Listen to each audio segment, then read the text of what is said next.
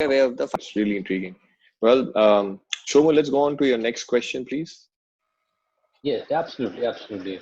So while I was hearing about the mass contact is not happening, I mean, so that's what I was thinking. If it would have happened, obviously there would have been a lot more avenues that would have opened for us as human beings, studying about them, having more educational avenues for them.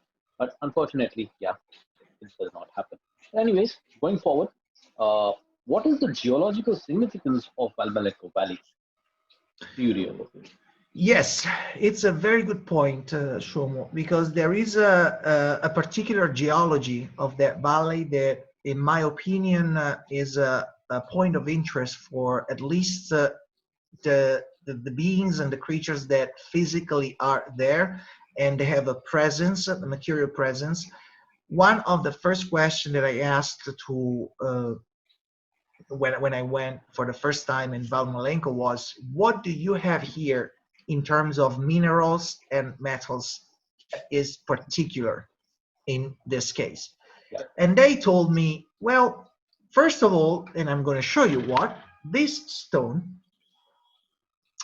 which is a crystal quartz. Yeah. It's a crystal quartz, and the area surrounding the mountain, the Pizzo Scalino mountain, it's full of this. We can find entire boulders like 200 times bigger than this, like boulders, really rocks, Wow. pure crystal quartz. And the purity of this quartz, it's close to 99%.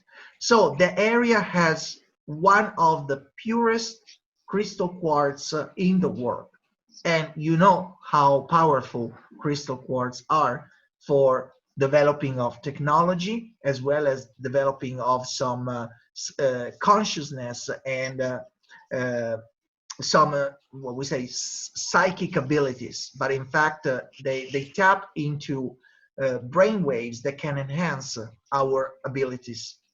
So, for example, memory, for example, concentration, for example, the crystal quartz can charge our inner self, our energy levels.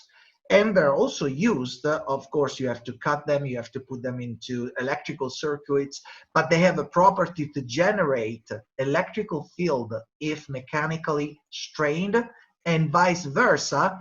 If you charge them electrically, they can display some mechanical properties. So they are very versatile, and there are today the crystals are the basis of our current technology, nanotechnology, smart technology, IoT, all the syncing between machines and the systems. Everything is made based on quartz. So that immediately took my attention, because when they answered this, and I went there myself, and I saw those big rocks of quartz, and they also told me that in ancient times in that area, ancient times means a century ago, even in the beginning, at the turning of the century, people believe that the Pizzo Scalino, the mountain where all the phenomena are happening, is almost entirely made of quartz. So it could be a huge quartz antenna, just a pyramid-like pointing at the sky. So it's a huge dish, like an amplifier for the cosmic energy. So that's, to me, it meant a lot, because then I understand why either humans or non-humans could be interested in mining, extracting material from them. But it's not only that. There is another rock. This one, it's called the serpentine, and it's a special kind of granite, marble. It's actually very similar to marble, but has conducing properties. It can be used also in the nanotechnology and smart devices. It can be charged and displays very peculiar properties. There is a study made by some Americans, engineers and scientists that I've read, explaining how the serpentine is essential in some electronic and electrical applications. So you just do the math. Crystal plus the serpentine, and the serpentine is present in some nations in the world, like United States, China, Central Asia, but not at this degree of purity. again, we are talking about Valmalenco having a pure mineral or metal such uh, quartz or serpentine, and even stones like this that if you see the reflection, it looks like a piece of iron. Like you would never say it's a piece of rock. It's like you say it's a metal. In fact, it looks like a metal, it feels like a metal, but it's a rock. So this probably is an iron ore of very high purity. And when I went up to the Pizzo Scalino this year, rocks like this of pure iron, they were giant everywhere, which means that the soil is rich in this mineral and metals. It's very precious. And as a matter of fact, there are many quarries, and the mountain also, probably Abhishek is going to show in the next picture or so, that there are some interesting rocks that you can see around there. Yes, yes, Diego. Before I show you the vertical rock, I want to show you this photograph, which is of, to me, it looks like a creature is flying. It looks like a human to me. If you can just look at this winged creature, it's very intriguing. I've never seen something like this ever in my life. What do you think, Diego? What is this? Who's this? What it is, it's difficult to say, but we started to have knowledge about this creature a few years ago, 2018, when I was with one of my local contacts. We were visiting one area, special area of interest, and all of a sudden he looked up in the sky and said, "I saw something." So he told me, "Don't move." And he took a picture of me from under my chin, so that in the picture you can see my face, and on the sky, one of these winged creatures. What you are showing appears to have bat-like wings, like a bat. But the one Yes. that was taken with me in the picture had feathered wings, like an eagle, or in that case an angel, because in that picture you can clearly see a woman-like shape with long hair and these white wings. It's very beautiful. It was just standing above my head.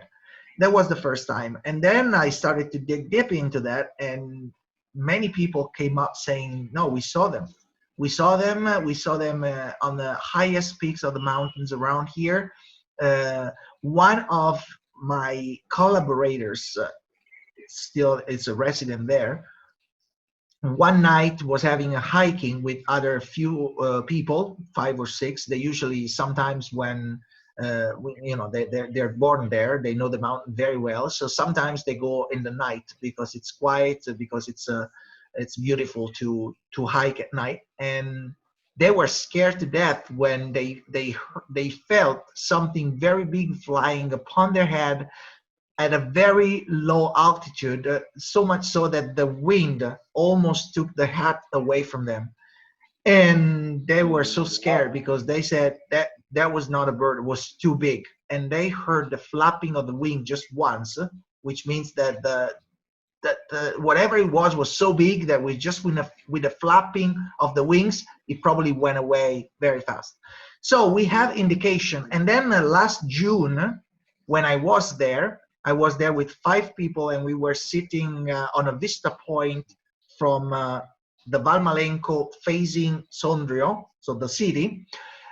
We saw one of these creatures just appearing from the woods to our right, gliding down. So it was not flying up, was gliding very fast. And it crossed the valley that it's about 5 to, I would say from mountain to mountain, there are Alps to the right and Alps to the left. It could be several kilometers, 5 to 7 kilometers in 5 seconds. 5 seconds to glide from one mountain to another, disappearing into the woods. And one of us saw it very well and actually made a drawing. So this figure with the wings closed, so to exploit the speed. You know, it didn't need to open the wings because it was gliding down. And you could see the legs. the legs in the back. So what we think these creatures are, we don't think they're aliens. We think they are cryptids. They are probably local. They have been living for who knows how long time inside the mountain, we believe underground. We believe this not just based on pure logic or hypothesis, but because we have some incidents in Middle East, namely Afghanistan and Iraq, where we know that some US troopers were sent into caves to spot and kill these creatures. We have account of bat-like winged creatures, females, according to the reports, that were spotted in caves and killed mercilessly by these troopers, and for not apparent reason. I mean, we don't know. The locals there, they call them vampires, of course, because of the legends and the movies and everything. And they thought, and they think they're dangerous creatures. Whether or not they're dangerous, I don't know, but in the Valmalenco area, they've been spotted at least 6 or 7 times in the last 2 years, and they never attacked anybody. If they can, they stay in the highest mountain. Sometimes they just fly. If you get closer to their territory, probably they come like those nocturnal expedition, the night hiking. What happened was that maybe they went too close to the area and one of them flew over them, but they didn't attack them. I mean, they're big enough, they could certainly attack a man, an adult man.